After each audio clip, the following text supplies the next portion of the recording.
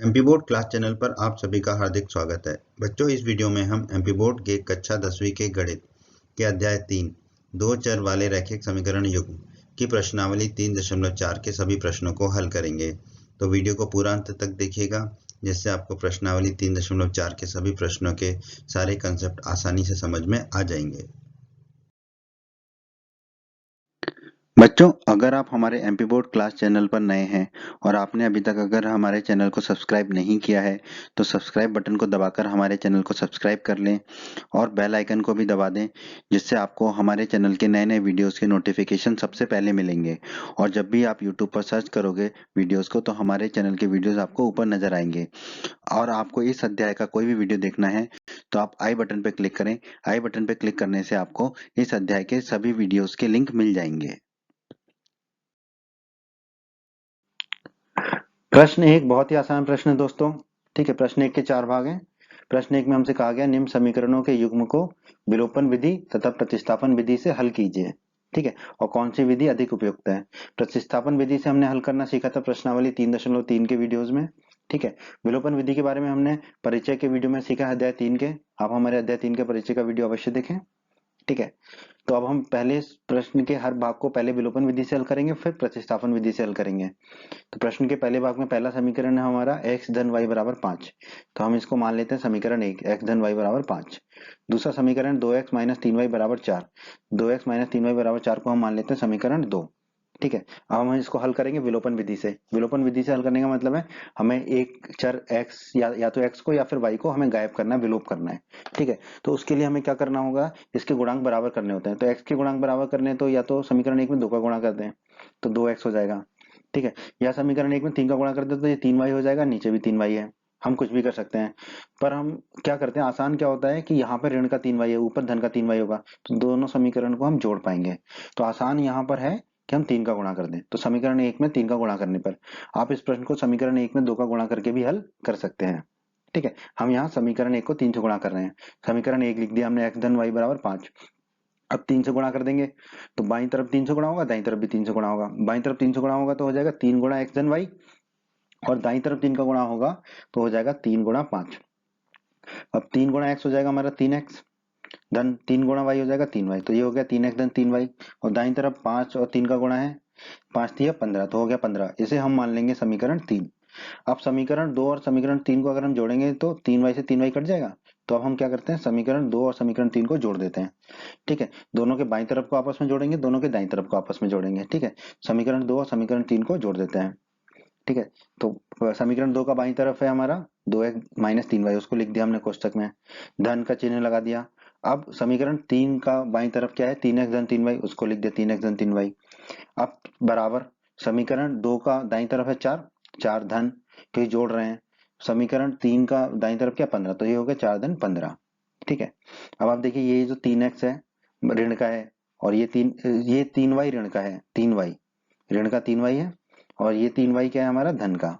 ठीक है, तो ऋण के 3y से धन का 3y चला जाएगा। ठीक है, ये कट जाएगा आपस में। फिर क्या होगा, 2x धन 3x कितना हो जाएगा, 5x, तो हमने लिख दिया 5x, और 4 धन 15 कितना हो जाएगा, 19। ठीक है, अब 5 को दाईं तरफ ले जाएंगे तो बट्टे में जाएगा, तो x बराबर आ जाएगा हमारा 19/5। तो x का एक मान आ गया हमारा। अब ये x का मान हम समीकरण 1 या समीकरण 2 कहीं भी रख सकते हैं। ठीक है, समीकरण 1 में रखना आसान है क्योंकि x धन y है, x का मान रखेंगे उसको दाईं तरफ ले जाएंगे। ठीक है, तो आसानी से y का मान आ जाएगा। तो हम x का मान समीकरण 1 में रख देते हैं, आप चाहें तो 2 में भी रख सकते हैं, पर हम यहाँ पर 1 में रख रहे हैं। ठीक है, x धन y बराबर है 5। ठीक है, x को जो है हम दाईं तरफ ले जाएंगे तो ऋण का हो जाएगा, तो y बराबर कितना बचेगा हमारा, 5 माइनस x। ठीक है, x जो है दाईं तरफ जाके ऋण का x हो जाएगा। अब x का मान रख देते हैं 19/5, तो y बराबर हो जाएगा 5 माइनस 19/5। ठीक है, नीचे हर में 5 कॉमन ले लेंगे। ठीक है, तो ऊपर क्या होगा, ये 5 और 5 का गुणा होगा, तो 5 गुणा 5 माइनस 19/5, 5 25 होता है, तो y बराबर हो जाएगा 25 माइनस 19/5। 25 में से 19 जाएंगे तो कितना बचेगा, 6, तो y बराबर आ जाएगा 6/5। ठीक है, तो यही हमारा उत्तर होगा, x का मान आ गया 19/5 और y का मान आ गया 6/5। अब हम इसी प्रश्न को प्रतिस्थापन विधि से हल करते हैं। आइए दोस्तों, अब हम इस प्रश्न को प्रतिस्थापन विधि से हल कर लेते हैं। ठीक है, प्रतिस्थापन विधि में हमें क्या करना होता है कि एक चर को दूसरे चर के रूप में लिखना होता है। तो यहाँ पर आसान कौन सा लग रहा है हमें, समीकरण 1। ठीक है, क्योंकि x धन y बराबर 5 है। अब इसमें दाईं तरफ हम या तो x को ले जाएं या y को ले जाएं। ठीक है, तो हमें एक चर में का मान दूसरे चर के रूप में मिल जाएगा। तो यहाँ पर हम y को दाईं तरफ ले जाते हैं, तो x बराबर हमें कितना मिल जाएगा 5 माइनस वाई, क्योंकि y दाईं तरफ जाएगा तो माइनस का हो जाएगा। तो x बराबर मिल गया हमें 5 माइनस वाई।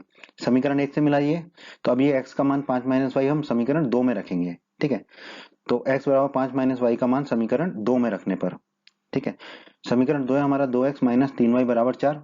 ठीक है, तो x की जगह क्या रख देंगे 5 माइनस वाई, तो ये हो जाएगा 2 गुणा 5 माइनस वाई माइनस 3y बराबर 4। 2 गुणा 5 हो जाएगा 10 हमारा। ठीक है, दो दो और ये है माइनस वाई, 2 गुणा माइनस वाई हो जाएगा माइनस 2y, तो ये हो गया 10 माइनस 2y, और माइनस 3y बराबर 4 को वैसे की वैसे लिख दिया, माइनस 3y बराबर 4। ठीक है, अब जो 10 है उसको हम दाईं तरफ ले जाएंगे तो माइनस का 10 हो जाएगा, तो ये हो जाएगा 4 माइनस 10, और माइनस 2y माइनस 3y कितना हो जाएगा माइनस 5y। ठीक है, अब 4 में से 10 जाएगा तो माइनस 6 बचेगा, तो माइनस 5y बराबर आ गया माइनस 6, माइनस से माइनस को काट देंगे। ठीक है, तो 5y बराबर मिल जाएगा 6। अब 5 को दाईं तरफ ले जाएंगे तो बटे में चला जाएगा, तो y बराबर हमें मिल जाएगा 6/5। ठीक है, ये एक उत्तर हो गया हमारा। अब ये y का मान हम समीकरण 1 या समीकरण 2 कहीं भी रख सकते हैं, पर आसान कौन सा दिख रहा है, समीकरण 1। तो y बराबर 6/5 का मान हम रख देंगे समीकरण 1 में। समीकरण 1 है x धन y बराबर 5, ये आसान है, इसमें कोई गुणा नहीं करना 2 का 3 का। ठीक है, बहुत आसान है। ठीक है, तो अब ये y जो है हम दाईं तरफ ले जाएंगे तो ऋण का हो जाएगा, तो x बराबर हो जाएगा हमारा 5 माइनस वाई, वाई का मान है 6/5 तो रख देंगे।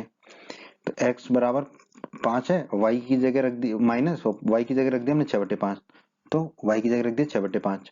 अब हर में 5 कॉमन ले लेंगे, तो ये 5 और ये 5 का गुणा हो जाएगा, तो 5 गुणा 5 लिख देंगे यहाँ पे, माइनस 6/5, पचम 25 हो जाए, तो x बराबर हो जाएगा 25 माइनस 6/5, 5 गुणा 5 25 हो गया, तो हो गया 25 माइनस 6/5, 25 में से 6 गए तो मिलेगा 19, तो x बराबर हमें मिलेगा 19/5। यही हमारा उत्तर होगा दोस्तों। तो दोस्तों दोनों ही विधि आसान है वैसे तो, ठीक है, विलोपन भी प्रतिस्थापन भी। ठीक है, वैसे व्यक्तिगत रूप से मैं कहूँ तो मुझे विलोपन विधि ज्यादा आसान लगती है, पर ऐसा हर जगह जरूरी नहीं है कि विलोपन विधि आसान हो, कई जगह पर प्रतिस्थापन विधि भी आसान होती है। ठीक है, तो ये आपको बताना नहीं है कि कौन सी विधि उपयुक्त है, बस आपको खुद सोचना है, और फिर जब सवाल में कहा जाए कि किसी भी विधि से करो, तो आपको जो विधि उपयुक्त लगती है उससे आपको इस तरह के प्रश्नों को हल करना होगा। तो आइए हम चलते हैं प्रश्न के दूसरे भाग पर। आइए दोस्तों, अब हम प्रश्न के दूसरे भाग को हल करते हैं। ठीक है, पहला समीकरण हमें दे रखा है 3x धन 4y बराबर 10, लिख दिया हमने, इसको समीकरण 1 मान लिया। दूसरा समीकरण दे रखा है 2x माइनस 2y बराबर 2, इसको हमने मान लिया समीकरण 2। पहले हम हल करेंगे विलोपन विधि से। ठीक है, तो हमने लिख दिया विलोपन विधि से हल करने पर। अब आप देखिए समीकरण 2 में है -2y, और समीकरण 1 में 4y, तो अगर हम समीकरण 2 में 2 का गुणा कर दें तो ये भी -4y हो जाएगा। फिर हम दोनों समीकरणों को जोड़ देंगे। विलोपन विधि में हमें एक चर को विलोप करना होता है, तो हम y को विलोप कर देंगे।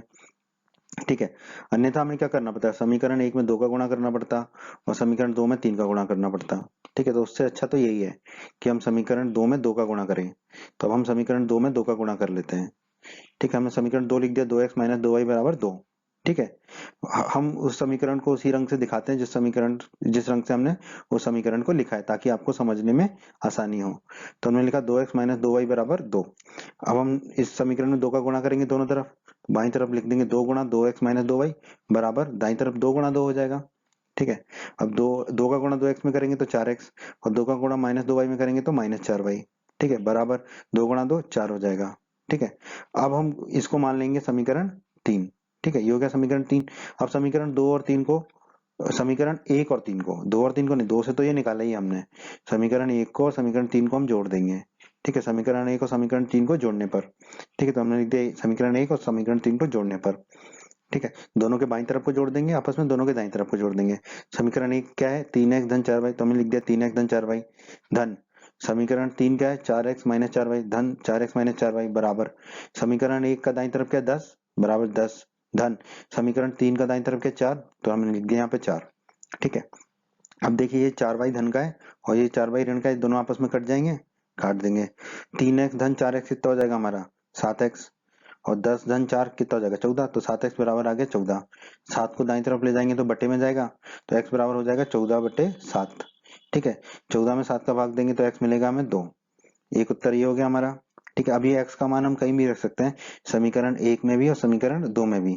ठीक है, हम इस x का मान x बराबर 2 का मान समीकरण 1 में रख रहे हैं, आप चाहें तो समीकरण 2 में भी रख सकते हैं। ठीक है, समीकरण एक लिख लिया हमने 3x धन 4y बराबर 10। ठीक है, अब x की जगह 2 रख देंगे तो 3 गुणा 2 धन 4y बराबर 10 हो जाएगा। 3 गुणा 2 कितना होगा 6, तो 6 धन 4y बराबर 10। अब 6 को दाईं तरफ ले जाएंगे तो ऋण का हो जाएगा, तो बचेगा 4y बराबर 10 माइनस 6। 10 में से 6 गए तो कितना बचेगा 4, तो 4y बराबर हो गया 4। अब 4 को 4 के बट्टे में ले जाएंगे दाईं तरफ, तो y बराबर आएगा हमारा 4/4। 4/4 कितना होता है 1, तो y बराबर कितना आ जाएगा 1। तो ये उत्तर होगा हमारा x बराबर 2 और y बराबर 1। अब हम इसको प्रतिस्थापन विधि से हल करेंगे। आइए दोस्तों, अब इस प्रश्न को हम प्रतिस्थापन विधि से हल कर लेते हैं। ठीक है, प्रतिस्थापन विधि से हल करने के लिए हमें क्या करना होगा, एक चर को दूसरे चर के रूप में लिखना होगा, तो हम समीकरण 2 का उपयोग कर लेते हैं। यहाँ पर हमने समीकरण 2 को फिर से लिख लिया, 2x माइनस 2y बराबर 2। ठीक है, अब हम क्या करेंगे, इसमें 2 कॉमन ले लेंगे बाईं तरफ। 2 कॉमन लेंगे तो क्या मिलेगा हमें कोष्टक के अंदर, 2x में से 2 कॉमन लेंगे तो x, और माइनस 2y में से 2 कॉमन लेंगे तो माइनस y बराबर 2। ये 2 से ये 2 कट जाएगा, दोनों 2 आपस में कट जाएंगे। ठीक है, तो क्या बचेगा हमारा x माइनस वाई बराबर 1। ठीक है, अब y को हम दाईं तरफ ले जाएंगे तो धन का हो जाएगा क्योंकि यहाँ ऋण का है, तो x बराबर क्या हो जाएगा हमारा 1 धन y। x बराबर हमारा आ गया 1 धन y। ठीक है, अब ये x का मान हम किस समीकरण में रखेंगे, 1 में, क्योंकि 2 से तो हमने ये निकाला ही है। ठीक है, तो x बराबर 1 धन y का मान समीकरण 1 में रखने पर, ठीक है, समीकरण 1 लिख लिया हमने, 3x धन 4y बराबर 10। x का मान रख देंगे हम 1 धन y, तो ये हो जाएगा 3 गुणा 1 धन y बराबर 3 गुणा 1 धन y धन 4y बराबर 10। धन 4y बराबर 10 को वैसे की वैसे ही लिखा। 3 गुणा 1 होता है 3, और 3 गुणा y 3y, तो ये हो गया 3 धन 3y धन 4y बराबर 10। ठीक है, 3 को हम दाईं तरफ ले जाएंगे। ठीक है, तो ये हो जाएगा 10 माइनस 3, और 3y धन 4y कितना हो जाएगा 7y, तो ये हो गया 7y। ठीक है, 10 में से 3 जाएंगे तो कितना बचेगा 7, तो 7y बराबर हो गया हमारा 7। अब 7 को दाईं तरफ ले जाएंगे तो बट्टे में चला जाएगा, तो y बराबर हो जाएगा 7/7। ठीक है, 7/7 होता है 1, तो y बराबर हमारा आ गया 1, तो एक उत्तर हो गया ये। अब ये y का मान हम कहीं भी रख सकते हैं, समीकरण 1 और समीकरण 2 कहीं पे भी रख सकते हैं। ठीक है, तो हम y का मान 1 जो है समीकरण 2 में रख रहे हैं। ठीक है, आप 1 में भी रख सकते हैं, हम 2 में रख रहे हैं। ठीक है, किसी में भी रख के हम x का मान ज्ञात कर सकते हैं। तो समीकरण 2 लिख लिया हमने, 2x माइनस 2y बराबर 2। y का मान रख देंगे 1, तो ये हो जाएगा 2x माइनस 2 गुणा 1 बराबर 2। 2 गुणा 1 होता है 2, तो ये हो जाएगा 2x माइनस 2 बराबर 2। अब ये माइनस का 2 दाईं तरफ जाएगा तो धन का हो जाएगा, तो 2x बराबर हो जाएगा हमारा 2 धन 2। 2 धन 2 होता है 4, तो 2x हो जाएगा 4 के बराबर।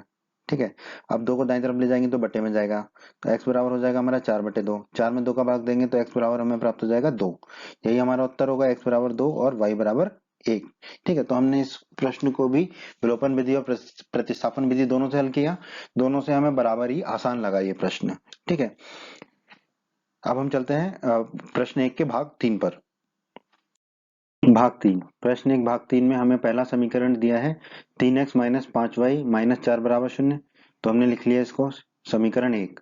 दूसरा समीकरण दे रखा है 9x बराबर 2y धन 7, तो इसको हमने लिख दिया समीकरण 2। अब आप देखिए, समीकरण 1 में 3x है, समीकरण 2 में 9x है, तो अब हम समीकरण 1 में अगर 3 का गुणा कर देंगे, ठीक है, तो वो भी 9x हो जाएगा। ठीक है, तो इसको हल करते हैं विलोपन विधि से। ठीक है, समीकरण 1 में 3 का गुणा कर देते हैं। ठीक है, समीकरण 1 लिख दिया हमने, उसमें 3 का गुणा कर लिया। ठीक है, 3 गुणा 3x माइनस 5y माइनस 4। ठीक है, और दाईं तरफ भी 3 का गुणा कर दिया तो हो गया 3 गुणा 0। 3 गुणा 3x हो जाएगा 9x, 3 गुणा माइनस 5y हो जाएगा माइनस 15y, 3 गुणा माइनस 4 हो जाएगा माइनस 12, और बराबर 3 गुणा 0 कितना हो जाएगा 0। ठीक है, इसको हम मान लेंगे समीकरण 3। अब हम क्या करेंगे, समीकरण 2 में से समीकरण 3 को घटा देंगे। ठीक है, समीकरण 2 में से समीकरण 3 को घटा देंगे। ठीक है, तो बाईं तरफ वाले को बाईं तरफ से घटाएंगे, दाईं तरफ को दाईं तरफ से घटाएंगे, तो समीकरण 2 का बाईं तरफ है 9x, तो हमने लिख दिया 9x माइनस। ठीक है, समीकरण 3 का बाईं तरफ है 9x माइनस 15y माइनस 12, हमने लिख दिया 9x माइनस 15y माइनस 12 कोष्टक के अंदर, बराबर समीकरण 2 का दाईं तरफ है 2y धन 7, हमने लिख दिया 2y धन 7, माइनस समीकरण 3 का दाईं तरफ है 0, तो हमने लिख दिया 0। ठीक है, अब आप देखिए कोष्टक जब हम खोलेंगे, ठीक है, तो 9x को तो 9x लिखा, ये माइनस 9x हो जाएगा, माइनस और माइनस ये हो जाएगा धन के 15y, माइनस और माइनस ये हो जाएगा धन के 12, बराबर 2y धन 7 माइनस 0। ठीक है, अब ये 9x से 9x कट जाएगा, ये धन का 9x है, ये ऋण का 9x है, ये दोनों आपस में कट जाएंगे। ठीक है, और ये क्या बचेगा हमारा 15y धन 12 बराबर 2y धन 7, शून्य का तो कोई मतलब नहीं है इधर। ठीक है, अब हम ये 2y है इसको बाईं तरफ ले आएंगे। ठीक है, तो 15y माइनस 2y हो जाएगा, और ये जो 12 है उसको दाईं तरफ ले जाएंगे तो ऋण का हो जाएगा 12, तो ये हो जाएगा 7 माइनस 12। ठीक है, 15y में से 2y जाएंगे तो 13y बचेंगे। उसी प्रकार 7 में से 12 जाएगा तो -5 बचेगा। अब हमें निकालना है y का मान। ठीक है, तो पहले तो क्या करते हैं, ये ऋण के ये जो y का मान निकालना है हमें, 13 को क्या करेंगे हम दाईं तरफ ले जाएंगे। ठीक है, बट्टे में, तो y बराबर हो जाएगा हमारा -5/13। ठीक है, तो ये तो हो गया हमारा y का मान। ठीक है, अब हम ये y का मान जो आ गया हमारा -5/13, इसको समीकरण 1 या समीकरण 2 कहीं भी रख सकते हैं।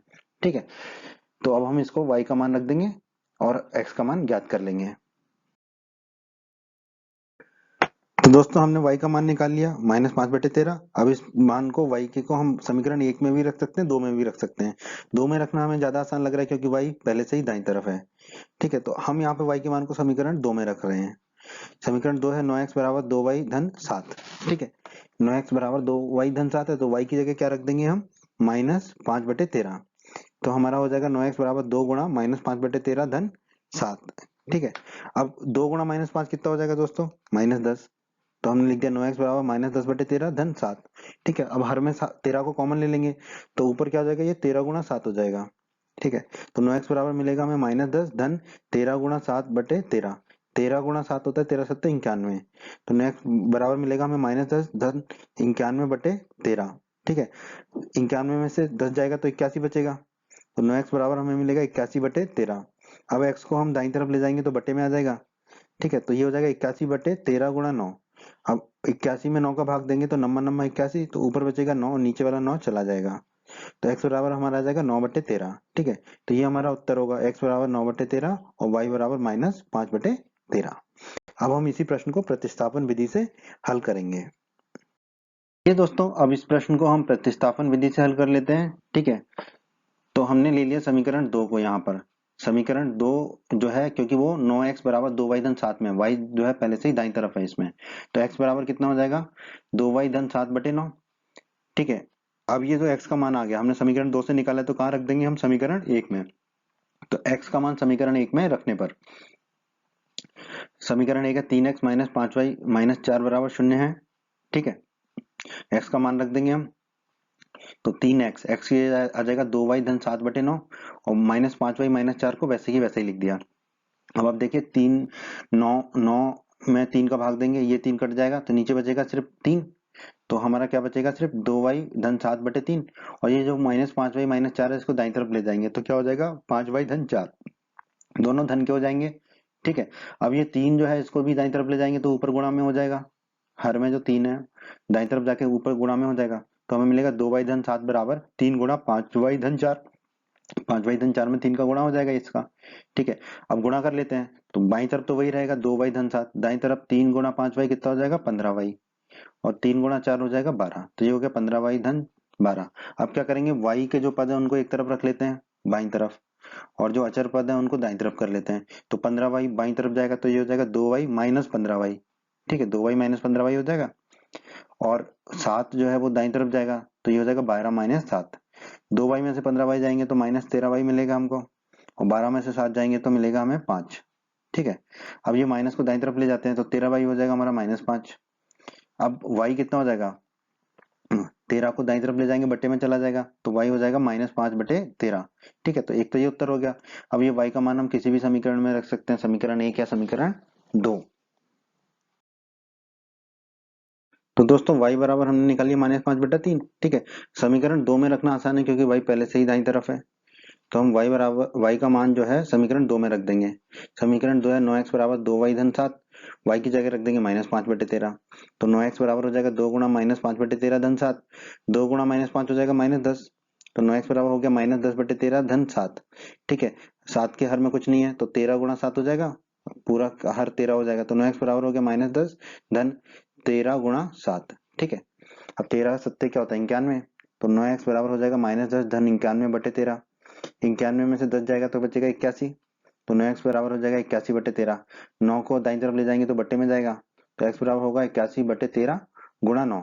ठीक है, नीचे बट्टे में 9, नम्मा नम्मा 81 होता है तो 81 को 9 से भाग देंगे तो ऊपर बचेगा 9, तो x बराबर हमारा आ जाएगा 9/13। ठीक है, यही हमारा उत्तर होगा, x बराबर 9/13 और y बराबर -5/13।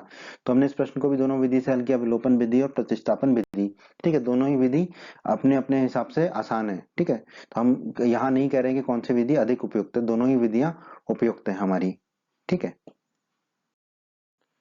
प्रश्न 1 भाग 4। यहाँ हमें दो समीकरण दिए हैं, उनको लिख लेते हैं। पहला समीकरण है x/2 धन 2y/3 बराबर -1, उसको हम मान लेते हैं समीकरण 1। दूसरा समीकरण है x माइनस वाई बटे 3 बराबर 3, इसे हम मान लेंगे समीकरण 2। ठीक है, अब ये दोनों समीकरण जो है हमें जो रैखिक समीकरण होता है उसकी तरह पूरे पूरे नहीं लग रहे हैं, क्योंकि बटे बटे में कुछ है। तो पहले इनको थोड़ा सा सरल कर लेते हैं, फिर हम पहले विलोपन विधि और फिर प्रतिस्थापन विधि से हल करेंगे। समीकरण 1 को लिख लेते हैं हम, x/2 धन 2y/3 बराबर -1। ठीक है, हर समान नहीं है तो दोनों हरों का गुणा कर देंगे, तो ये हो जाएगा 2 गुणा 3 हर में। अब 3 का गुणा हो जाएगा x से और 2 का गुणा हो जाएगा 2y से, तो ये हो जाएगा 3 गुणा x धन 2 गुणा 2y बटे में 2 गुणा 3 है ही बराबर -1। 3 गुणा x होता है हमारा 3x, हमने 3x लिख दिया। 2 गुणा 2y होता है 4y, तो हमने लिख दिया 4y। तो ये हो गया 3x धन 4y बटे में 2 गुणा 3 है, तो 2 गुणा 3 द्वितीय 6 हो जाता है, बराबर -1 रहेगा। अब ये 6 को हम दाईं तरफ ले जाएंगे, तो 3x धन 4y हो जाएगा -1 गुणा 6। -1 गुणा 6 कितना होगा -6, तो 3x धन 4y आ जाएगा हमारा -6। इसे हम मान लेते हैं समीकरण 3, क्योंकि इसको हल करना आसान है हमारे लिए ना। अब हम समीकरण 2 को लिख लेते हैं, x माइनस वाई बटे 3 बराबर 3। y के बटे में 3 है, x के बटे में कुछ नहीं है, तो बटे में तो 3 आ जाएगा, पर x का गुणा 3 से हमें करना पड़ेगा, तो हम लिख देंगे 3 गुणा x। ठीक है, माइनस y के बटे में 3 था, तो y में तो कुछ गुणा नहीं होगा, बटे 3 बराबर 3 रहेगा, ये जो बराबर में 3 है। 3 गुणा x होगा 3x। ठीक है, माइनस वाई तो है ही। अब ये 3 को ऊपर ले जाएंगे तो ये हो जाएगा 3 गुणा 3। ठीक है, हर ऊपर जाएगा दाईं तरफ, तो 3 गुणा 3 हो जाएगा, 3 गुणा 3 होता है 9। ठीक है, तो ये हो जाएगा हमारा 3x माइनस वाई बराबर 9, इसको हम मान लेंगे समीकरण 4। ठीक है, इसको हम समीकरण 4 मान लेते हैं। अब हम समीकरण 3 और समीकरण 4 को हल करेंगे विलोपन विधि और प्रतिस्थापन विधि से, और x और y के मान ज्ञात कर लेंगे। तो हमने लिख लिया समीकरण 3 और समीकरण 4। अब हम पहले इसको विलोपन विधि से हल करेंगे। ठीक है, अब देखिए समीकरण 3 में 3x है, समीकरण 4 में भी 3x है, तो गुणा करने की तो आवश्यकता है ही नहीं। हम सीधे क्या करेंगे, समीकरण 3 में से समीकरण 4 को घटा देंगे। ठीक है, 3 में से 4 को घटा देंगे, तो समीकरण 3 का बाईं तरफ लिख लेंगे पहले 3x धन 4y। ठीक है, फिर माइनस का चिन्ह लगाएंगे और समीकरण 4 का बाईं तरफ लिख लेंगे, जो कि है 3x माइनस वाई, हमने लिख लिया, बराबर समीकरण 3 का जो हमारा दाईं तरफ है माइनस है उसको लिख लिया, माइनस का चिन्ह लगाया, और समीकरण 4 का जो दाईं तरफ है 9 उसको लिख लिया। ठीक है, अब हम कोष्टक को खोल लेंगे, तो 3x धन 4y तो वही रहेगा, ये 3x माइनस है बाहर कोष्टक की, तो -3x हो जाएगा, और ये माइनस वाई है कोष्टक के बाहर भी माइनस है, तो ये धन का वाई हो जाएगा। ठीक है, बराबर -6 -9 -6 -9। अब आप देखिए ये 3x धन का है, ये 3x ऋण का है, कट जाएंगे दोनों, 4y और y कितना हो जाएगा हमारा 5y, हमने लिख दिया, -6 और -9 हो जाएगा -15, ये हमने लिख दिया। अब 5 को दाईं तरफ ले जाएंगे तो बट्टे में चला जाएगा, तो y बराबर हो जाएगा -15/5। 15 में 5 का भाग जाता है तो 3 बचता है, और माइनस का चिन्ह है ही, तो y बराबर आ जाएगा हमारा -3। ये एक उत्तर हो गया हमारा। अब ये y बराबर -3 का मान हम कहीं भी रख सकते हैं, समीकरण 3 या समीकरण 4 कहीं भी। ठीक है, तो y बराबर -3 का मान हम रख देंगे समीकरण 4 में, क्योंकि बहुत आसान है, गुणा ज्यादा करना नहीं पड़ेगा।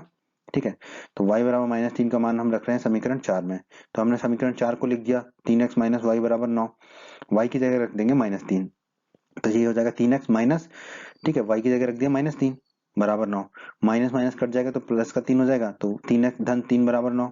अब 3 को दाईं तरफ ले जाएंगे, तो 3x बराबर हो जाएगा 9 - 3। ठीक है, 9 में से 3 जाएगा तो कितना बचेगा 6, तो 3x बराबर आ जाएगा हमारा 6। ठीक है, अब ये 3 को दाईं तरफ ले जाएंगे तो बट्टे में चला जाएगा, तो x बराबर हो जाएगा 6/3। 6 में 3 का भाग देंगे तो मिलेगा हमें 2, तो x बराबर हमें मिल जाएगा 2, ये उत्तर होगा हमारा। तो x बराबर 2 मिल गया हमें, y बराबर -3, तो ये विलोपन विधि से मिल गया। अब हम इसी प्रश्न को प्रतिस्थापन विधि से भी हल कर लेंगे। तो आइए दोस्तों, अब हम प्रश्न के चौथे भाग को प्रतिस्थापन विधि से हल करते हैं। ठीक है, समीकरण 2 में हमें दे रखा है 3x माइनस वाई बराबर 9। ठीक है, अब जो है हम y को दाईं तरफ ले जाते हैं और 9 को बाईं तरफ ले आते हैं, तो माइनस वाई है तो दाईं तरफ जाके धन का y हो जाएगा, और 9 धन का है तो बाईं तरफ जाके ऋण का हो जाएगा, तो ये हो जाएगा 3x माइनस 9 बराबर y।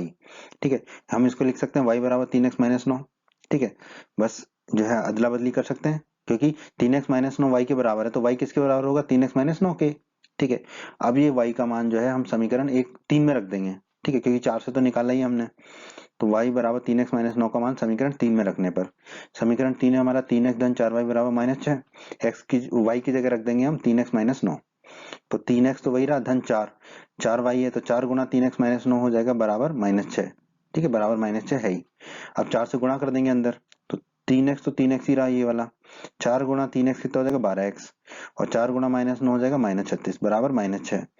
3x और 12x होता है हमारा 15x, तो हमने लिख दिया 15x, और ये माइनस 36 दाईं तरफ जाएगा तो धन का 36 हो जाएगा, तो ये हो जाएगा माइनस 6 धन 36, 36 में से 6 जाएगा तो बचेगा 30, तो 15x बराबर हो जाएगा हमारा 30। अब 15 को दाईं तरफ ले जाएंगे तो बट्टे में जाएगा, तो x बराबर होगा 30 बट्टे 15, ठीक है, 15 दूनी 30 होता है, तो x बराबर हमारा आ जाएगा 2, ये एक उत्तर हो गया हमारा। अब ये x का मान हम कहीं भी रख सकते हैं, समीकरण 3 या समीकरण 4, हम यहाँ रख रहे हैं x बराबर 2 समीकरण 4 में।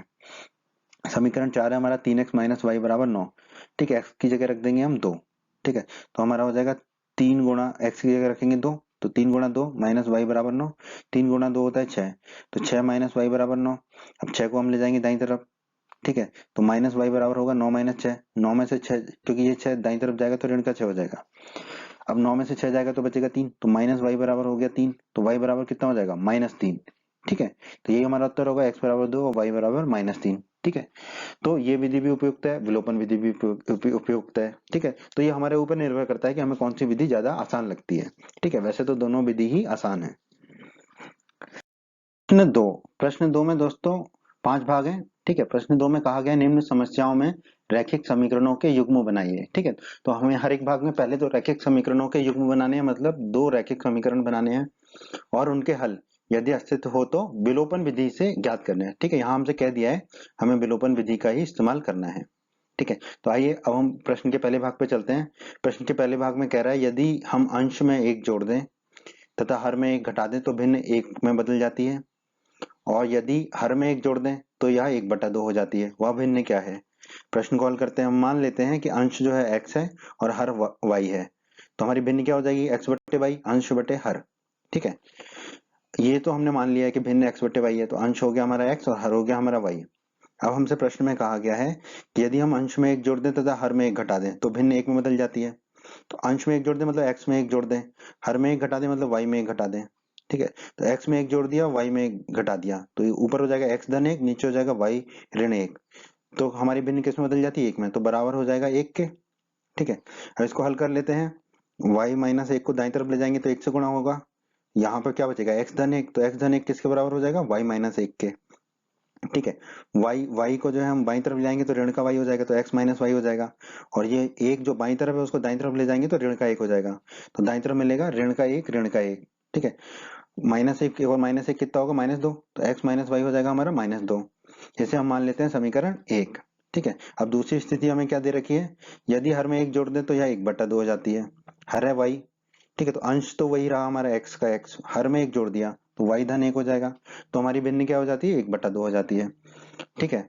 अब इसको भी 2 को इधर गुणा कर लेते हैं, बाईं तरफ 2x हो जाएगा, और y धन 1 को दाईं तरफ गुणा कर लेते हैं तो ऊपर चला जाएगा, तो ये हो जाएगा 2 गुणा x गुणा 1 का गुणा हो जाएगा y धन 1 से, 2 गुणा x होता है 2x, ठीक है, और y धन 1 का गुणा 1 से है तो y धन 1 ही रहेगा, y को हम बाईं तरफ ले आएंगे तो ऋण का y हो जाएगा, तो ये हो जाएगा 2x माइनस वाई बराबर 1, इसे हम मान लेंगे समीकरण 2, ठीक है, तो ये हमने बना लिए रैखिक समीकरण के युग्म। अब इसको हम विलोपन विधि से हल कर लेते हैं। दोस्तों हमें प्रश्न 2 को विलोपन विधि से हल करने को कहा गया है, तो हम विलोपन विधि से हल करेंगे, ठीक है। तो आप देखिए कुछ गुणा करने की जरूरत है क्या, वैसे तो नहीं है क्योंकि समीकरण 1 में माइनस वाई है और समीकरण 2 में भी माइनस वाई है, तो हम क्या करते हैं समीकरण 2 में से समीकरण 1 को घटा देते हैं, ठीक है। अब आप कहेंगे समीकरण 1 में से समीकरण 2 को क्यों नहीं घटाया, वो भी कर सकते थे, पर हमने 2 में से 1 को इसलिए घटाया क्योंकि 2x में से x जाएगा तो हमें सीधा सीधा x मिल जाएगा, ठीक है, जुगाड़ की हमने, ठीक है, तो समीकरण 2 में से समीकरण 1 को घटाने पर, ठीक है, पर यही छोटी छोटी बातें सोचनी होती है गणित में दोस्तों, ठीक है, कि कैसे प्रश्न को जल्दी और आसानी से हल कर पाए हम। तो समीकरण 2 को समीकरण 1 से घटाएंगे तो पहले लिख देंगे हम बाईं तरफ समीकरण 2, हमने लिख दिया 2x माइनस वाई, समीकरण 2 का बाईं तरफ माइनस का चिन्ह लगा दिया, फिर समीकरण 1 का बाईं तरफ x माइनस वाई वो लिख दिया हमने। अब दाईं तरफ पहले लिखेंगे समीकरण 2 का, तो वो क्या है 1, तो हमने 1 लिख दिया, माइनस का चिन्ह लगा दिया, फिर समीकरण 1 का जो है दाईं तरफ क्या -2, तो हमने -2 लिख दिया, ठीक है। अब हम कोष्टक खोल लेंगे, तो कोष्टक खोलेंगे तो ये माइनस का चिन्ह के अंदर कोष्टक के अंदर जो है वो उनका चिन्ह बदल जाएगा। तो सबसे पहले तो 2x माइनस वाई, ये तो वैसा ही रहेगा 2x minus y, minus x, x और माइनस बाहर है तो माइनस एक्स हो जाएगा, और ये माइनस माइनस प्लस तो प्लस का वाई हो जाएगा। एक तो वही रहेगा, माइनस माइनस प्लस के 2 हो जाएंगे। ठीक है, ये वाई ऋण का है और ये वाई जो है धन का, ये दोनों आपस में कट जाएंगे। 2x में से एक एक्स जाएगा तो क्या बचेगा, एक्स, यही हमारी जुगाड़ थी। और एक और दो को जोड़ेंगे तो मिलेगा 3, तो x बराबर हमें प्राप्त हो गया 3। ठीक है, अब हम क्या करेंगे, ये x बराबर 3 का मान किसी भी समीकरण में रख सकते हैं, हम यहाँ रख रहे हैं समीकरण 1 में। ठीक है, समीकरण 1 है x माइनस वाई बराबर -2, x का मान रख देंगे 3, तो 3 माइनस वाई बराबर -2 हो जाएगा, x की जगह बस हमने 3 रख दिया। अब इस 3 को हम ले जाएंगे दाईं तरफ, तो माइनस वाई बराबर हो जाएगा हमारा -2 -3, क्योंकि 3 दाईं तरफ जाकर ऋण का हो जाएगा। ठीक है, -2 -3 कितना होगा, -5, तो माइनस वाई बराबर -5, माइनस से माइनस को काट देंगे तो y बराबर हमें कितना मिलेगा, 5। ठीक है, हमें x भी मिल गया, y भी मिल गया। भिन्न क्या है हमारी, x बटे y। ठीक है, x है 3, y है 5, तो भिन्न हो जाएगी हमारी 3/5। x की जगह रख देंगे हम 3 और y की जगह रख देंगे 5। भिन्न ज्ञात करनी थी, तो यही हमारा प्रश्न के पहले भाग का उत्तर होगा दोस्तों। बच्चों, अगर आप हमारे एमपी बोर्ड क्लास चैनल पर नए हैं और आपने अभी तक अगर हमारे चैनल को सब्सक्राइब नहीं किया है तो सब्सक्राइब बटन को दबाकर हमारे चैनल को सब्सक्राइब कर लें और बेल आइकन को भी दबा दें, जिससे आपको हमारे चैनल के नए नए वीडियोस के नोटिफिकेशन सबसे पहले मिलेंगे। और जब भी आप यूट्यूब पर सर्च करोगे वीडियोस को तो हमारे चैनल के वीडियोस आपको ऊपर नजर आएंगे। और आपको इस अध्याय का कोई भी वीडियो देखना है तो आप आई बटन पर क्लिक करें। आई बटन पर क्लिक करने से आपको इस अध्याय के सभी वीडियोस के लिंक मिल जाएंगे। प्रश्न 2 भाग 2। ठीक है, प्रश्न 2 के हर भाग को दोस्तों हमें पहले उसके रैखिक समीकरण युग्म बनाने हैं, अर्थात 2 समीकरण बनाने हैं और फिर उसको विलोपन विधि से हल करना है। भाग 2 में हमें दिया गया है 5 वर्ष पूर्व नूरी की जो आयु है वो सोनू की आयु की 3 गुनी थी। 10 वर्ष पश्चात नूरी की आयु सोनू की आयु की 2 गुनी हो जाएगी। तो नूरी और सोनू की आयु कितनी है, कितनी है मतलब अभी कितनी है, मतलब वर्तमान में कितनी है। तो दोस्तों हम मान लेते हैं कि नूरी की वर्तमान आयु x वर्ष है और सोनू की वर्तमान आयु y वर्ष है, ये हमने मान लिया। तो हमें प्रश्न में कहा गया 5 वर्ष पूर्व, तो 5 वर्ष पूर्व नूरी की आयु कितनी होगी, x माइनस 5 वर्ष। ठीक है, अभी x है तो 5 वर्ष पूर्व कितनी होगी, x माइनस 5, और सोनू की कितनी होगी, y माइनस 5, क्योंकि सोनू की आयु अभी कितनी है, y। ठीक है, तो सोनू की होगी y माइनस 5। अब हमसे प्रश्न में कहा गया है 5 वर्ष पूर्व नूरी की आयु सोनू की आयु की 3 गुनी थी। तो नूरी की आयु कितनी थी, x माइनस 5, सोनू की आयु की 3 गुनी है, सोनू की आयु कितनी थी, y माइनस 5, तो यानी कि 3 गुणा y माइनस 5 होगा। तो इसका मतलब x माइनस 5 जो है 5 साल पूर्व क्या होगा, 3 गुणा y माइनस 5। नूरी की आयु जो थी 5 वर्ष पूर्व वो सोनू की आयु यानी कि y माइनस 5 का 3 गुना थी, तो हमने 3 से गुणा कर दिया बस। ठीक है, अब ये गुणा कर लेते हैं, तो x माइनस 5 तो वही रहेगा, 3 गुणा y हो जाएगा 3y, और 3 गुणा माइनस 5 हो जाएगा -15, 5 दिया 15। ठीक है, अब क्या करते हैं हम y को बाईं तरफ ले आते हैं, तो x माइनस 3y हो जाएगा, क्योंकि यहाँ धन का 3y है तो दाईं तरफ जाएगा, बाईं तरफ जाएगा तो ऋण का 3y हो जाएगा। ठीक है, जब हम जगह बदलते हैं बराबर के चिन्ह से तो चिन्ह बदल जाता है। उसी प्रकार ये जो -5 है ये दाईं तरफ आएगा, अपना जगह बदलेगा तो ये धन का 5 हो जाएगा। ठीक है, तो अब -15 और धन 5 ये कितना हो जाएंगे, -10, तो x माइनस 3y आ गया हमारा -10। इसे हम मान लेंगे समीकरण 1। ठीक है, ये रैखिक समीकरण आ गया हमारा। ठीक है, अब 10 वर्ष पश्चात की बात कर लेते हैं। 10 वर्ष पश्चात नूरू की आयु कितनी होगी, x धन 10, अभी x है तो 10 वर्ष बाद कितनी होगी, x धन 10। जैसे अभी आपकी आयु अगर 15 साल है तो 10 साल बाद कितनी होगी, 15 धन 10 मतलब 25 साल। ठीक है, जो अभी है उसमें 10 जोड़ दोगे। तो इसी प्रकार सोनू की वर्तमान आयु y है तो 10 वर्ष बाद कितनी होगी, y धन 10। ठीक है, अब हमें प्रश्न में कहा गया है 10 वर्ष पश्चात नूरी की जो आयु है सोनू की आयु की 2 गुनी हो जाएगी। तो नूरी की आयु कितनी है, x धन 10, ये सोनू की आयु जो y धन 10 है इसकी 2 गुनी होगी। ठीक है, तो x धन 10 जो है 2 गुना होगा y धन 10 का। ठीक है, बस अब गुणा कर लेते हैं 2 का कोष्टक के अंदर, तो x धन 10 तो वही रहेगा, 2 गुणा y 2y, 2 गुणा 10 20 हो जाएगा। ठीक है, अब y को हम जो है y वाले पद को बाईं तरफ ले आते हैं तो ऋण का हो जाएगा, तो x माइनस 2y हो जाएगा, और 10 को जो है हम दाईं तरफ ले आते हैं तो वो भी ऋण का हो जाएगा क्योंकि धन का है। ठीक है, तो x माइनस 2y बराबर आ जाएगा 20 माइनस 10, 20 में से 10 जाएंगे तो हमारे बचेंगे 10, तो x माइनस 2y आ जाएगा हमारा 10 के बराबर, क्योंकि 20 में से 10 गए तो 10 बचा। इसे हम मान लेंगे समीकरण 2। तो ये हमारे 2 समीकरण आ गए, इसका मतलब रैखिक समीकरण युग्म तो हमने निकाल लिया। अब विलोपन विधि से इसको हल कर लेंगे। ठीक है, तो दोस्तों हमने समीकरण 1 और समीकरण 2 को लिख लिया यहाँ पर, ठीक है। अब हमें विलोपन विधि का इस्तेमाल करना है। तो यहाँ पे देखो दोनों में x है, तो एक समीकरण में से दूसरे को घटा देंगे, ठीक है। एक में से दो को घटा सकते हैं, दो में से एक को घटा सकते हैं, ठीक है। तो हम क्या करेंगे, समीकरण 2 में से समीकरण 1 को घटाएंगे। क्यों? क्योंकि देखो -2y में से -3y को घटाएंगे तो हमें y प्राप्त हो जाएगा, ठीक है। तो हमारा प्रश्न आसानी से हल हो जाएगा। आप चाहें तो एक में से दो को भी घटा सकते हैं, ठीक है। उससे कोई फर्क नहीं पड़ेगा, उत्तर तो आपका आ ही जाएगा, ठीक है। अब समीकरण 2 में से एक को घटाएंगे, समीकरण 2 के बाईं तरफ जो लिखा है उसको पहले लिख देंगे। बाईं तरफ क्या लिखा है, x माइनस 2y, तो हमने लिख दिया x माइनस 2y। फिर माइनस का चिन्ह लगाएंगे, समीकरण 1 में जो बाईं तरफ लिखा है उसको लिख दिया x माइनस 3y। फिर बराबर समीकरण 2 में जो दाईं तरफ है उसको लिख दिया 10, फिर माइनस का चिन्ह लगाया। फिर समीकरण 1 में जो दाईं तरफ है -10 उसको लिख दिया, ठीक है। अब हम कोष्टक खोल लेंगे, माइनस का चिन्ह है तो कोष्टक के अंदर जो भी है x माइनस 3y दोनों के चिन्ह बदलेंगे, ठीक है। तो ये वाला x माइनस 2y तो वही रहेगा, x माइनस 2y। फिर ये हो जाएगा -x, ठीक है। और ये माइनस माइनस मिलके हो जाएगा धन का 3y, ठीक है। ये 10 है, ये minus minus minus minus plus का हो जाएगा, धन का हो जाएगा, तो धन का 10 हो जाएगा। अब आप देखिए जो है ये x है धन का, और ये -x है, ये दोनों कट जाएंगे, ठीक है। ये है धन का 3y, ये है ऋण का 2y। 3y में से 2y जाएगा तो हमें मिलेगा y, ठीक है। तो हमने लिख दिया y। और 10 धन 10 कितना हो जाएगा 20, तो हमें y तो प्राप्त हो गया। सोनू की वर्तमान आयु 20 साल है, ये हमें पता चल गया। अब ये y का मान हम कहीं भी रख सकते हैं, समीकरण 1 में भी और समीकरण 2 में भी। हम यहाँ रख रहे हैं y बराबर 20 का मान समीकरण 2 में, ठीक है। समीकरण 2 है x माइनस 2y बराबर 10, तो y की जगह रख देंगे 20, तो ये हो जाएगा x माइनस 2 गुणा 20 बराबर 10, ठीक है। 2 गुणा 20 कितना होता है 40, तो ये हो जाएगा x माइनस 40 बराबर 10। अब ये -40 को दाईं तरफ ले जाएंगे तो प्लस का 40 हो जाएगा, तो x बराबर हो जाएगा 10 धन 40। 10 धन 40 कितना होता है 50, तो x बराबर हमारा आ जाएगा 50, ठीक है। तो दोस्तों नूरी की वर्तमान आयु हमने मानी थी x आ गया 50, तो हम कह सकते हैं नूरी की वर्तमान आयु 50 वर्ष है। और सोनू की वर्तमान आयु हमने मानी थी y, तो हम कह सकते हैं सोनू की वर्तमान आयु y बराबर कितनी है, क्योंकि y बराबर 20 आया है तो y बराबर 20 वर्ष, तो सोनू की वर्तमान आयु हो गई 20 वर्ष। यही हमारे प्रश्न के दूसरे भाग का उत्तर है दोस्तों। दोस्तों प्रश्न 2 का भाग 3 हल कर लेते हैं हम। इसमें हमसे कहा गया है 2 अंकों की संख्या के अंकों का योग 9 है। इस संख्या का 9 गुना संख्या के अंकों को पलटने से बनी संख्या का 2 गुना है, वह संख्या ज्ञात कीजिए, ठीक है। तो दोस्तों 2 अंकों की संख्या दे रखी है हमें, तो हम मान लेते हैं कि जो 2 अंकों की संख्या है उसमें दहाई का अंक x है और इकाई का अंक y है, ये हम मान लेते हैं। तो वो संख्या क्या होगी हमारी 10x धन y, ठीक है। जैसे एक उदाहरण से समझिए आप, आपकी संख्या है 45, ठीक है। तो 45 में इकाई का अंक होगा 5, 4 और 5 लिखेंगे ना, तो इकाई का अंक 5 हो गया तो y हो गया 5, और दहाई का अंक क्या होगा 4, तो 10 गुणा 4 करोगे तो 40, धन 5 जोड़ोगे तो 45 आ जाएगा, ठीक है। तो संख्या है हो जाएगी आपकी 10x धन y।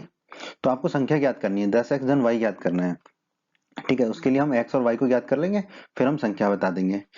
प्रश्न 2 के सभी भागों में हमें पहले रैखिक समीकरण युग्म लिखने हैं और फिर उन्हें विलोपन विधि से हल करना है। तो चलिए आगे बढ़ते हैं, ठीक है। हमें कहा गया है 2 अंकों की संख्या के अंकों का योग 9 है, ठीक है। 2 अंकों की संख्या के अंकों का योग 9 है। अंक क्या क्या है x और y, तो इसका मतलब x और y का योग कितना होगा 9, ठीक है। तो x धन y बराबर हो गया 9, इसे हम मान लेंगे समीकरण 1, ठीक है। अब जो है दूसरी स्थिति में जाने से पहले हम ये जान लेते हैं कि संख्या के अंकों को पलटने से बनी संख्या क्या होगी। देखो संख्या के अंक क्या है हमारे x और y हैं, ठीक है।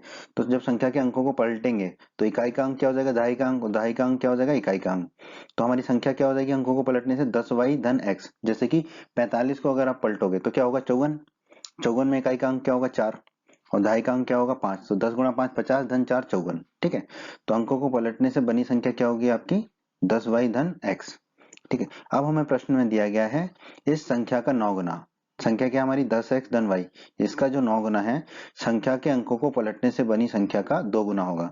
संख्या के अंकों को पलटने से बनी संख्या ये है, इसका 2 गुना होगा, ठीक है। तो इसको लिख लेते हैं, जो संख्या का 9 गुना है, संख्या क्या है हमारी 10x धन y, इसका 9 गुना क्या होगा 9 से गुणा कर देंगे, क्या होगा संख्या के अंकों को पलटने से बनी संख्या यानी कि 10y धन x का 2 गुना है, तो इसको 2 से गुणा कर देंगे, ठीक है।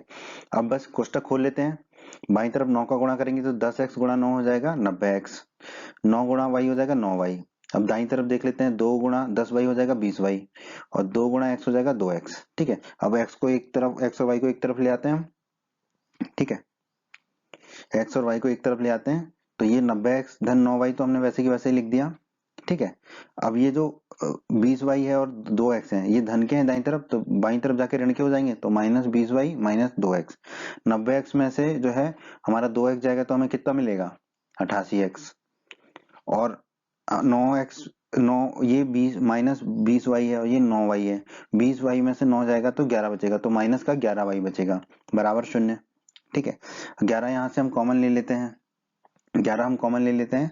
ठीक है, 88 में से 11 कॉमन लेंगे तो कितना बचेगा, 88x में से 11 कॉमन लेंगे तो 8x, और -11y में से 11 कॉमन लेंगे तो -y। ठीक है, अब ये 11 को दाईं तरफ ले जाएंगे तो बटे में चला जाएगा, तो 8x माइनस वाई हो जाएगा 0/11।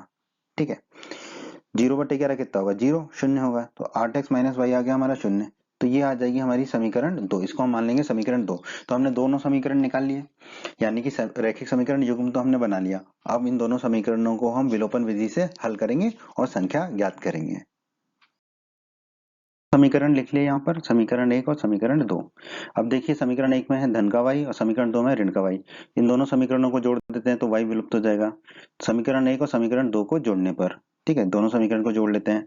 समीकरण 1 का बाईं तरफ लिख देंगे x धन y, धन दूसरे कोष्टक में क्या होगा हमारा समीकरण 2 का बाईं तरफ, यानी कि 8x माइनस वाई, हमने लिख दिया 8x माइनस वाई। फिर बराबर समीकरण 1 का दाईं तरफ है 9 तो 9 लिख दिया, समीकरण 2 का दाईं तरफ है 0 तो धन 0 लिख दिया। ठीक है, कोष्टक खोल देंगे तो x धन y धन 8x माइनस 8y आ जाएगा, x धन y धन 8x माइनस 8y बराबर 9 धन 0 9 हो जाएगा। अब देखिए ये y है धन का, ये y है ऋण का, ये आपस में कट जाएगा, थैंक यू वेरी मच हो जाएगा। और फिर x धन 8x बचेगा तो 9x हो जाएगा, तो 9x बराबर कितना बचेगा 9। 9 ये वाला 9 जो है दाईं तरफ जाएगा बट्टे में, तो x बराबर होगा 9/9, 9/9 हो जाएगा 1, तो x बराबर हमारा आ गया 1। ठीक है, अब ये x का मान जो है हम कहीं पे भी रख सकते हैं, समीकरण 1 में भी रख सकते हैं और समीकरण 2 में भी रख सकते हैं। ठीक है, यहाँ हम x बराबर 1 का मान रख देते हैं समीकरण 1 में। समीकरण 1 है हमारा x धन y बराबर 9, तो x की जगह रख देंगे 1, तो 1 धन y बराबर 9 हो जाएगा हमारा। 1 को दाईं तरफ ले जाएंगे तो ऋण का हो जाएगा, y बराबर हो जाएगा हमारा 9 माइनस 1, 9 में से 1 जाएगा तो बचेगा 8, तो y बराबर हमारा आ जाएगा 8। तो हमारा x आ गया और y आ गया, x है हमारा दहाइकांक और y है इकाइकांक। ठीक है, तो हमारी संख्या क्या है 10x धन y, तो 10x धन y, x की जगह रख देंगे 1 और y की जगह रख देंगे 8। ठीक है, तो संख्या हो जाएगी हमारी 10 गुणा 1 धन 8, 10 गुणा 1 होगा 10, तो संख्या हो जाएगी 10 धन 8, 10 धन 8 कितना होगा 18, संख्या आ जाएगी हमारी 18। तो हमारा इस प्रश्न का उत्तर होगा 18, संख्या क्या होगी 18। तो भाग 4 बहुत ही आसान प्रश्न है दोस्तों।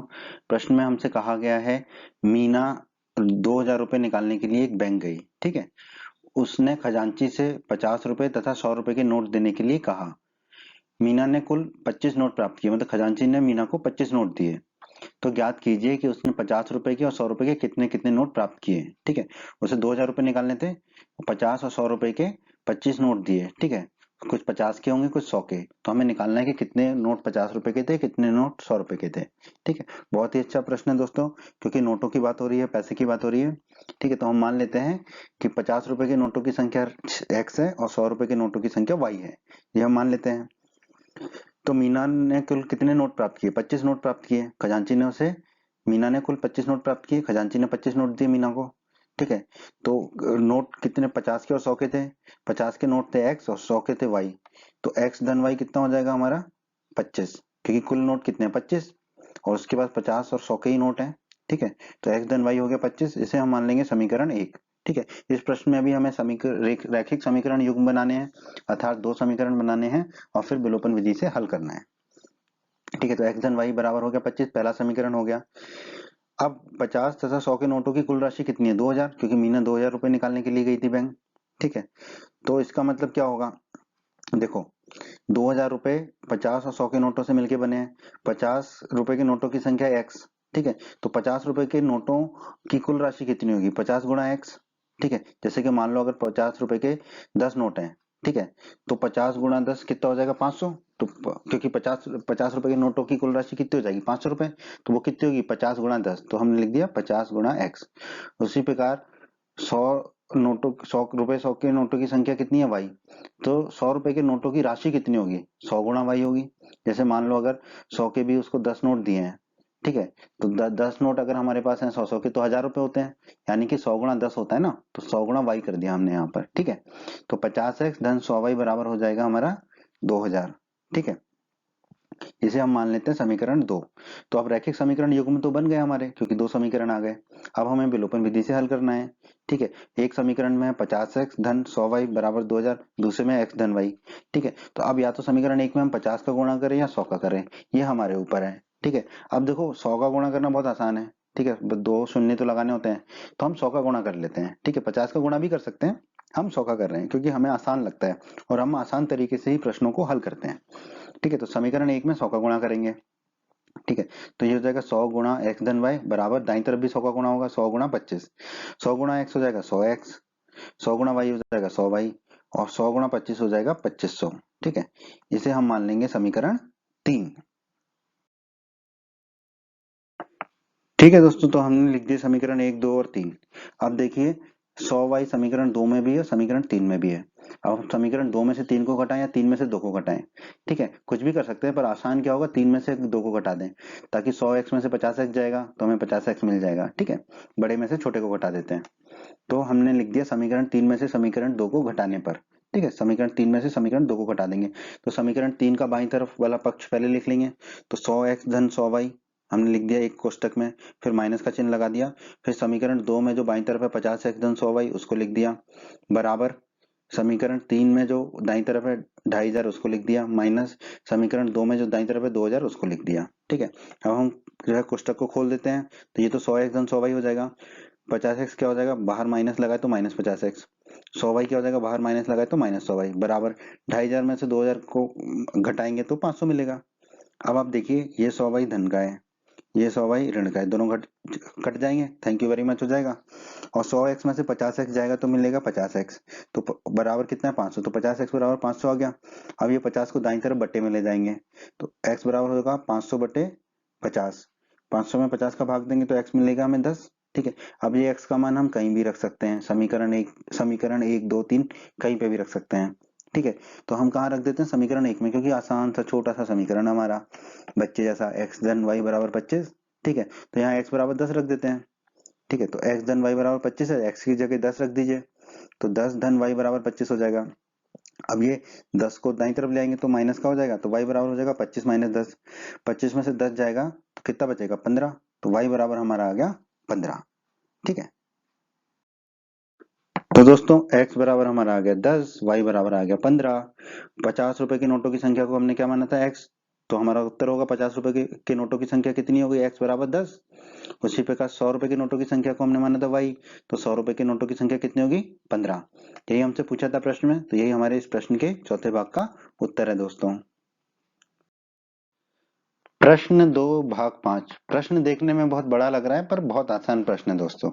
ठीक है, प्रश्न 2 के भाग 5 में हमसे कहा गया है, किराए पर पुस्तकें देने वाले किसी पुस्तकालय का प्रथम 3 दिन का एक नियत किराया है। ठीक है, मतलब आप किताब लेके जाओ वहां से, तो पहले 3 दिन का तो जो है फिक्स किराया है, नियत किराया है, उतना तो आपको देना ही है, चाहे आप 1 दिन रखो, 2 दिन रखो या 3 दिन रखो। ठीक है, उसके बाद प्रत्येक अतिरिक्त दिन का अलग किराया, जैसे आपने 3 दिन से ज्यादा रख लिया तो आपको अतिरिक्त किराया देना पड़ेगा हर एक दिन का, 3 दिन के बाद। 3 दिन का तो आपने जो दे दिया सो दे दिया। सरिता ने 7 दिनों तक एक पुस्तक रखने के लिए 27 रुपए अदा किए। ठीक है, जबकि सूसी, क्या क्या नाम है, सूसी, ठीक है, कितना अच्छा नाम है सूसी, जबकि सूसी ने एक पुस्तक 5 दिन तक रखने के 21 रुपए अदा किए। ठीक है, तो नियत किराया कितना है और प्रत्येक अतिरिक्त दिन का किराया ज्ञात कीजिए, ये हमसे कहा गया है। तो हम मान लेते हैं कि नियत किराया x रुपए है और प्रत्येक अतिरिक्त दिन का किराया कितना है, y रुपए, ये हमने मान लिया, प्रत्येक अतिरिक्त दिन का किराया है y रुपए। ठीक है, अब हमें दिया गया है कि सरिता ने 7 दिनों तक पुस्तक रखने के लिए कितने रुपए दिए, 27 रुपए दिए। ठीक है, तो 3 दिन का किराया तो x है, ठीक है, नियत किराया। ठीक है, उसके अलावा सरिता ने कितने दिन पुस्तक रखी है, कुल 7 दिन तक, तो 7 दिन में से 3 दिन का किराया तो x दे ही चुकी है वो। ठीक है, तो 7 - 3 लिखना होगा हमें, क्योंकि 3 दिन के अलावा उसे किराया देना है। ठीक है, तो हम 4 भी लिख सकते थे सीधा, पर आपको समझाने के लिए हमने लिखा 7 - 3, क्योंकि 3 दिन का किराया तो x है ही। ठीक है, फिर उसने 7 दिन रखी तो 7 में से 3 घटा दो। ठीक है, और प्रत्येक अतिरिक्त दिन का किराया y, तो गुणा हो जाएगा y, बराबर उसने दिए 27 रुपए। इसको थोड़ा हल कर लेते हैं। 7 में से 3 जाएंगे तो 4 बाई। ठीक है, अब इसको दोबारा समझ लीजिए, जैसे कि 3 दिन का किराया x है। ठीक है, फिर 7 दिन रखी सरिता ने किताब। ठीक है, तो कितने अतिरिक्त दिन रखी? 4 अतिरिक्त अतिरिक्त दिन रखी ना 3 के अलावा। तो 4 दिन का अतिरिक्त किराया देगी, हर दिन का किराया है y, तो 4y बराबर 27। ठीक है, अगर सरिता वो किताब 1, 2 या 3 दिन में वापस कर देती तो उसमें सिर्फ x रुपए ही देने पड़ते हैं। ठीक है, अब बारी इसे मान लेते हैं हम समीकरण 1। ठीक है, हमें 2 समीकरण बनाने हैं यहाँ पर, रैखिक समीकरण युग्म, और फिर उसे विलोपन विधि से हल करना है। ठीक है, अब बारी आती है सुशी की। सुशी ने पुस्तक 5 दिनों तक रखने के लिए 21 रुपए दिए। ठीक है, तो शुरू के 3 दिन का किराया तो उसका भी एक्स है, फिर 5 दिन में से 3 दिन घटा दो, उसके अलावा जितने भी दिन होंगे उसके लिए वो वाई रुपए दे रही है हर दिन का। ठीक है, और उसने कुल कितने दिए? 21 रुपए। ठीक है, अब इसको हमने दोबारा से लिख लिया x माइनस 2y। ठीक है, 5 में से 3 जाएंगे तो 2y बचेंगे बराबर 21। अब देखिए, सुशी ने 5 दिन पुस्तक रखी, 3 दिन का किराया तो x है। 5 में से 3 दिन का किराया x है, तो कितने दिन बचे? 2 ही बचे ना, तो 2 दिन का किराया कितना होगा? हर दिन का किराया y है, तो 2 दिन का होगा 2y। तो x धन 2y बराबर आ गया हमारा 21। इसे हम मान लेंगे समीकरण 2। तो देखो 2 समीकरण तो हमारे आ गए, तो इसका मतलब रैखिक समीकरण युग्म तो हमारा आ गया। अब हम इसको विलोपन विधि से हल कर लेंगे। तो हमने दोनों समीकरण यहाँ लिख दिए। अब देखिए दोनों समीकरण में x आ रहा है, तो हमें गुणा वुणा करने की जरूरत नहीं है। ठीक है, बड़े वाले में से छोटे वाले को घटा देंगे। ठीक है, बड़ा वाला कौन सा है? 27 रुपए वाला बड़ा है। ठीक है, तो समीकरण 1 में से समीकरण 2 को घटा देंगे, सीधा सीधा x उड़ जाएगा ये वाला। ठीक है, तो हमने लिख दिया समीकरण 1 में से समीकरण 2 को घटाने पर। तो समीकरण 1 का जो बाईं तरफ है उसको पहले लिख लेंगे, यानी कि x धन 4y, फिर ऋण का चिन्ह लगा देंगे। दूसरे कोष्टक में क्या लिखेंगे? समीकरण 2 का जो बाईं तरफ है, यानी कि x धन 2y, फिर बराबर का चिन्ह लगाएंगे। फिर समीकरण 1 में जो दाईं तरफ है यानी कि 27 उसको लिखा, फिर ऋण का चिन्ह लगाया। फिर समीकरण 2 में जो दाईं तरफ है उसको लिखा, यानी कि 21। ठीक है, अब कोष्टक खोल लेते हैं। x धन 4y तो वही रहेगा, ये ऋण है इस कोष्टक के बाहर, तो x के बाहर ऋण है तो ये ऋण का x हो गया माइनस x, और 2y बाहर ऋण है माइनस है तो ये हो जाएगा माइनस 2y। ठीक है, बराबर 27 माइनस 21। अब देखो ये x धन का है और ये x ऋण का है, ये आपस में कट पिट जाएंगे। फिर ये 4y में से 2y जाएगा तो बचेगा हमारा 2y। ठीक है, 27 में से 21 को काटेंगे तो बचेगा 6, तो 2y बराबर आ गया हमारा 6। अब ये 2 को दाईं तरफ ले जाएंगे तो बट्टे में चला जाएगा, तो y बराबर हो जाएगा हमारा 6/2। 6 में 2 का भाग देंगे तो y बराबर हमें प्राप्त हो जाएगा 3। तो y बराबर हमें 3 प्राप्त हो गया, यानी कि प्रत्येक अतिरिक्त दिन का किराया हमें मिल गया 3। अब ये y का मान हम समीकरण 1 या समीकरण 2 कहीं भी रख देंगे तो हमारा x का मान आ जाएगा। तो हमने समीकरण 1 और 2 को दोबारा से लिख दिया आपके लिए, और y बराबर 3 हम निकाल चुके हैं। ये y बराबर 3 हम कहीं भी रख सकते हैं, तो हम रख रहे हैं समीकरण 2 में। ठीक है, समीकरण 2 है हमारा x धन 2y बराबर 21, y की जगह रख देंगे 3, तो ये हो जाएगा x धन 2 गुणा 3 बराबर 21। 2 गुणा 3 होता है 6, तो ये हो जाएगा x धन 6 बराबर 21। 6 को दाईं तरफ ले आएंगे तो ऋण का हो जाएगा, तो x बराबर हो जाएगा 21 माइनस 6। ठीक है, क्योंकि 6 दाईं तरफ जाएगा तो ऋण का हो जाएगा। अब 21 में से 6 जाएगा तो x बराबर आ गया हमारा 15। ठीक है, नियत किराया कितना था? x। ठीक है, तो और x कितना आया हमारा? 15, तो नियत किराया हमारा आ गया 15 रुपए। प्रत्येक अतिरिक्त दिन का किराया हमने माना था y हमारा आया 3, तो प्रत्येक अतिरिक्त दिन का किराया कितना होगा? 3 रुपए। ठीक है, यही हमसे प्रश्न में पूछा था, यही हमारे इस प्रश्न के इस भाग का उत्तर है दोस्तों। उम्मीद करते हैं बच्चों आपको एमपी बोर्ड क्लास का ये वीडियो पसंद आया होगा।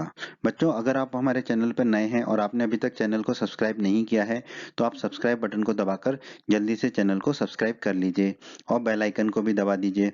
बेल आइकन को दबाने से क्या होगा, हमारे चैनल पर जब भी कोई नया वीडियो आएगा तो उसका नोटिफिकेशन सबसे पहले आपको मिलेगा, और यूट्यूब सर्च में भी आपको हमारे वीडियोज ऊपर नजर आएंगे।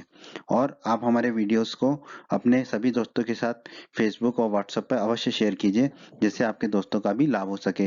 वीडियो पसंद आया है तो वीडियो को लाइक जरूर कर दीजिएगा, और इस अध्याय की बाकी अन्य वीडियोस देखने के लिए आप आई बटन पर क्लिक करें। आई बटन पर क्लिक करने से आपको इस अध्याय के बाकी सभी वीडियोस के लिंक प्राप्त हो जाएंगे। धन्यवाद बच्चों।